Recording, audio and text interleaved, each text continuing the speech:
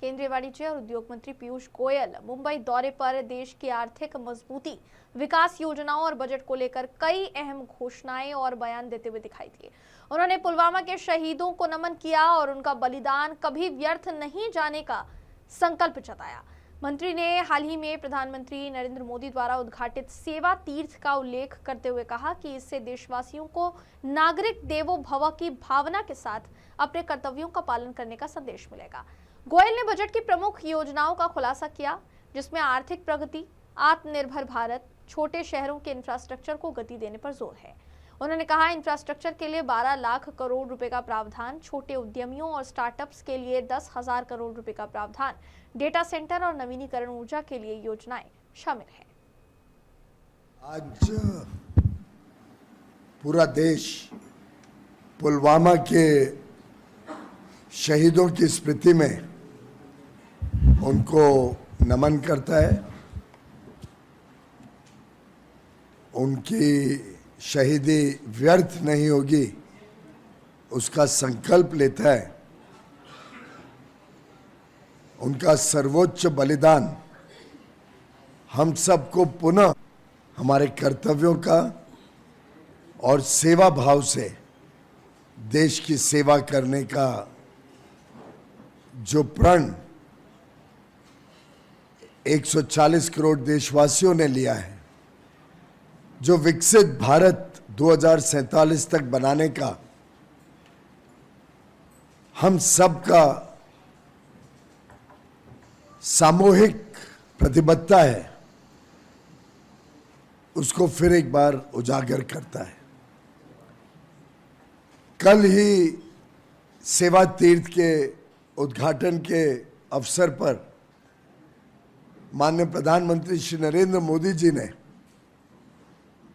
नागरिक देवो भव उस समय सभी को आह्वान दिया कि हमें गुलामी की मानसिकता से मुक्ति करनी है और सभी ने देश सर्वप्रथम की भावना से अपने अपने कर्तव्यों का निर्वहन करना है।